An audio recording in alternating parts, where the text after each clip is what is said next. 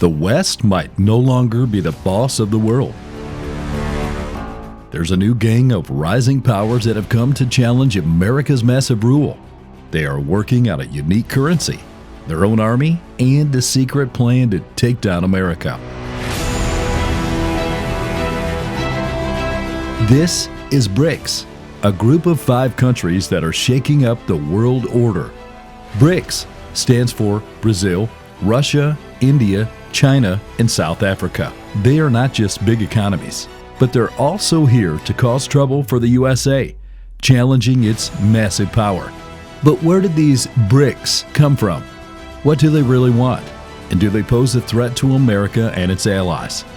Even more importantly, are we waiting to see the collapse of America and the rise of a new global power? This is the story of BRICS, the new world order.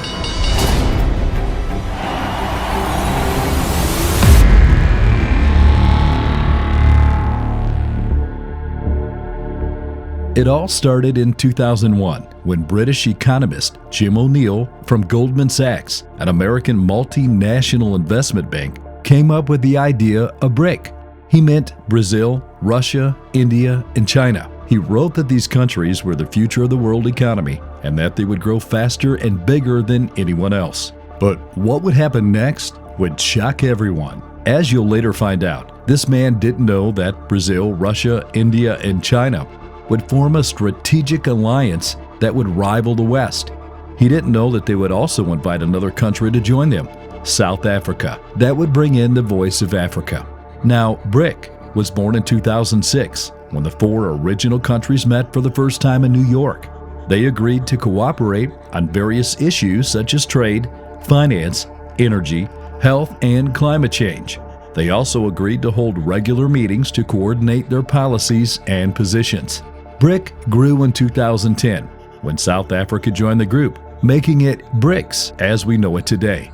The addition of South Africa added a new flavor to BRICS, as it brought in a perspective from Africa, the world's second most populated continent with the most resources and potential.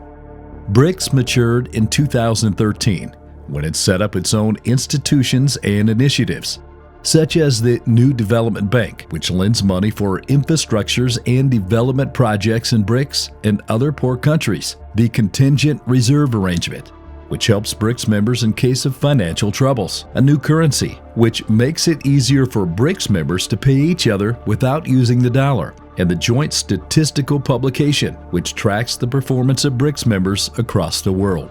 BRICS has now become a force to reckon with on the world stage. It has held 13 meetings so far, with the latest one in New Delhi, India in 2023. It has also reached out and talked to other rising powers and regional groups, such as the ASEAN, AU, GCC, and others.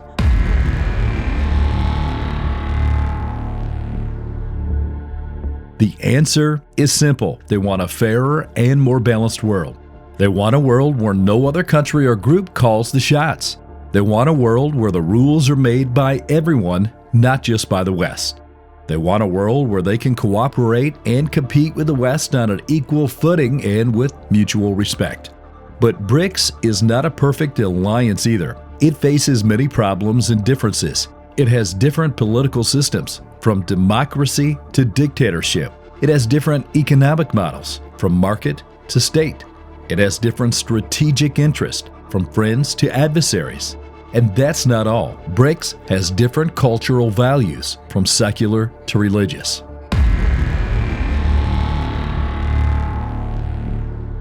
The answer is in the 3 main aspects of BRICS that make it a potential enemy of the West: the money, the army, and the plan. You see, BRICS is planning to create its own money to reduce its reliance on the dollar and challenge its role as the world's money. The dollar has been the king of money in the world since the end of World War II. It is a reserve currency for most countries across the world. The dollar has been used as a way of power and influence by America, which can take advantage of the dollar's dominance to impose sanctions, tariffs, and other measures on its enemies. However, BRICS is not happy with this situation. It thinks that the dollar is overrated, unstable, and unfair. It blames the dollar for causing global problems, such as imbalances, crisis, and inflation. It accuses America of abusing its privilege, manipulating its policy, and violating its sovereignty. BRICS wants to change the situation. It wants to have more control over its own money matters. It wants to have more say in the world's money rules and gain more diversity and stability in the world's monetary system.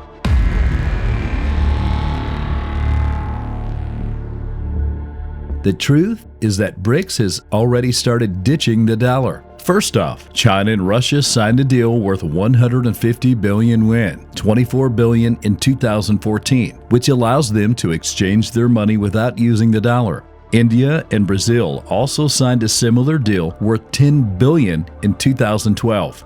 South Africa joined China's payment system in 2015, which enables it to pay in yuan without using the dollar. And here's the interesting part. BRICS has kept less of its money in dollars and more of it in other things. For example, China reduced its amount of U.S. government bonds from 1.3 trillion in 2013 to 1.1 trillion in 2021. Russia also reduced its amount of U.S. government bonds from 153 billion in 2013 to 6 billion in 2021. And in 2021, India increased its amount of gold from 557 tons in 2013 to 687 tons. And that's not all. BRICS has made its own independent payment systems. For example, China launched its digital yuan in 2020, which is a digital version of its money that can be used for online and offline payments. Russia also went ahead and launched its own payment system in 2014,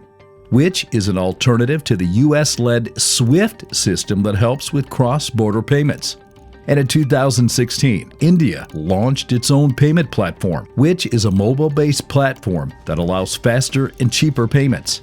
In more efforts to ditch the dollar, China has suggested the SDR of the IMF as a possible candidate for a universal currency that can include the money of BRICS members. Russia has also suggested the ECU as a possible candidate for a regional currency that can include the money of Eurasia Union members. India has also suggested the ACU as a possible candidate for a regional currency that can include the money of Asian Development Bank members. The truth is, these things have big consequences for the world's money system and America's economy. For BRICS members, these things can help other poor countries by giving them more access and support for their development needs. But on the dark side, they can make the world's money system more competitive and conflictive by challenging the power and influence of the dollar. They can also make the world's money system more volatile and uncertain by creating more changes and shocks for countries and people. These things will definitely hurt America if they are fulfilled. They'll reduce America's power and leverage over its enemies.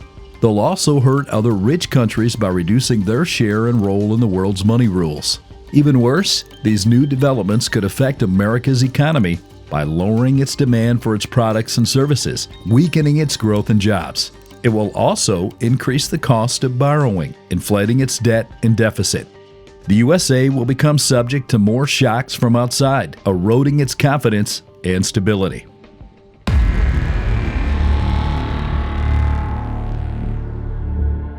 You see, NATO is the North Atlantic Treaty Organization, a military alliance of 30 countries from North America and Europe that was formed in 1949 to stop the Soviet threat. NATO has been the boss of security in the world since the end of the Cold War, interfering in various wars and crises such as Kosovo, Afghanistan, Libya, and Syria. However, BRICS is pissed off with this situation. It thinks that NATO is an old, aggressive, and illegal organization that breaks the rules of international law and sovereignty. It blames NATO for causing regional problems such as instability, disasters, and arms races. It accuses NATO of pursuing a selfish agenda, expanding its members and presence, and threatening its security interest. BRICS wants to change the game.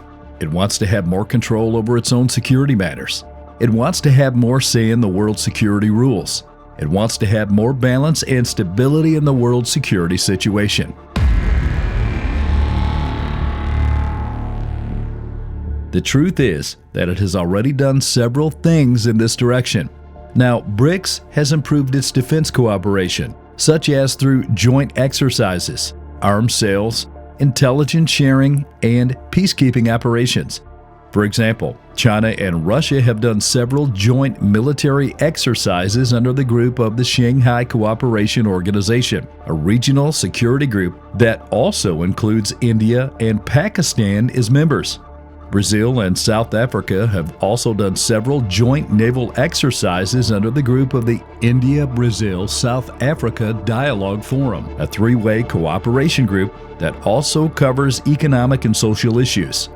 India and China have also taken part in several joint peacekeeping operations under the help of the United Nations.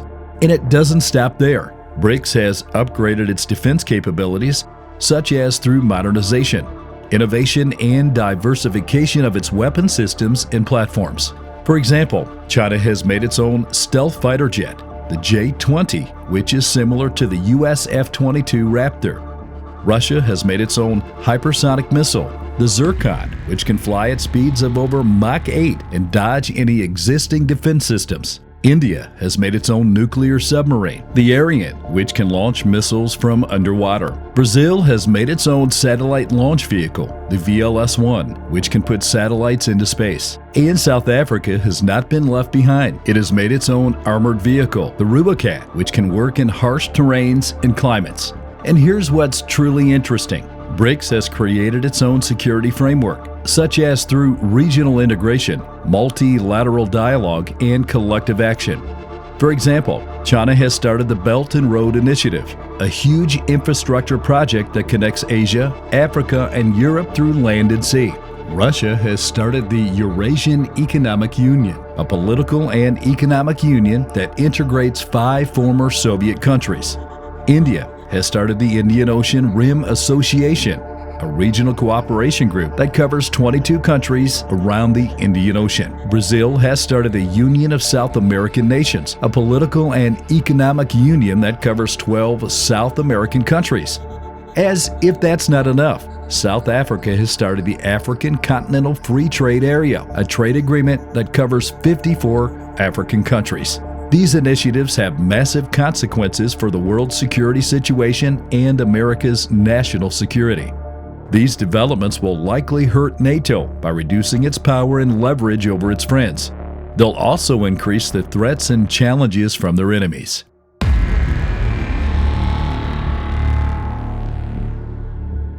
The plan. You see, America has been the world's economic, political, and cultural leader since the end of World War II. The USA, widely regarded as the world's superpower, has been the source of inspiration and innovation for many countries and people, promoting its values and ideas, such as democracy, freedom, and human rights. However, BRICS is determined to change this perspective for good. It thinks that America is a declining, arrogant, and irresponsible power that breaks the rules of justice and equality. It blames America for causing global problems such as poverty, inequality, and climate change. It accuses America of pursuing a selfish agenda, imposing its will and interests, and undermining its sovereignty. BRICS wants to have more control over its own destiny. It wants to have more say in the world's affairs. It wants to have more influence and leadership in the world.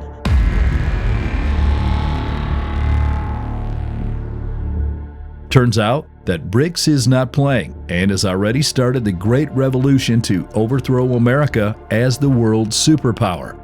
It has questioned America's interest and values in various regions such as Ukraine, Syria, Iran, and North Korea about human rights, democracy, and climate change. For example, China and Russia have supported the separatists in Ukraine against the pro-Western government, vetoed the UN resolutions on Syria against the US-led intervention, and backed the nuclear deal with Iran against the US withdrawal. They have also aided the regime in North Korea against the U.S. sanctions, criticized the human rights record of the U.S. and its allies, opposed the democratic movements in Hong Kong and Myanmar, and resisted the climate commitments of the Paris Agreement. Now, here's where things get interesting. You see, BRICS has expanded its presence and influence in various regions such as in Africa, Latin America, Asia Pacific, and the Middle East about trade, investment, development, and technology. For example, China has launched the Forum of China-Africa Cooperation, which provides loans, grants, and projects to 53 African countries. Russia has launched the Community of Latin American and Caribbean States, which provides political and economic cooperation to 33 Latin American and Caribbean countries. And India has not been left behind.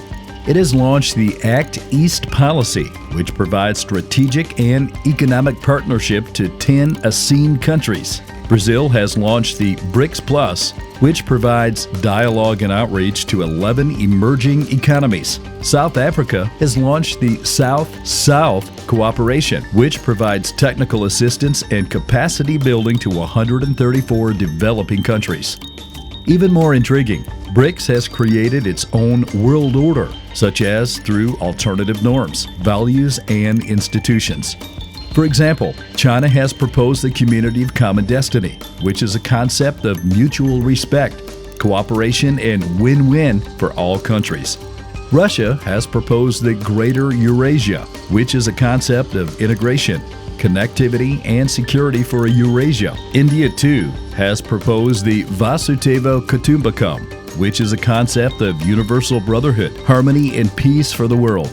And Brazil has not been an exception. It has proposed the Social Development Goals, which are a set of goals and indicators for social progress and well-being for all people. South Africa has proposed the Ubuntu, which is a concept of human dignity, solidarity, and compassion for all people. In reality, these things have huge consequences for the U.S. leadership. On one hand, they can make the world order more fair and balanced by giving more voice and choice to the developing world. On the dark side, they can make the world order more chaotic and disorderly by breaking the existing norms, values, and institutions of the West. They can also make the world order more fragmented and polarized by creating more divisions and conflicts among countries and entities. But this is just the beginning. The story of BRICS, the new world order, is still evolving and unpredictable. How will it affect you? The answer is not obvious, but the choice is up to America. Tell us in the comments section if you think BRICS will ever take down America. And if you found this video valuable, please give it a thumbs up and subscribe to our channel for more videos like this. I hope to see you in the next video. But until then, thank you for watching.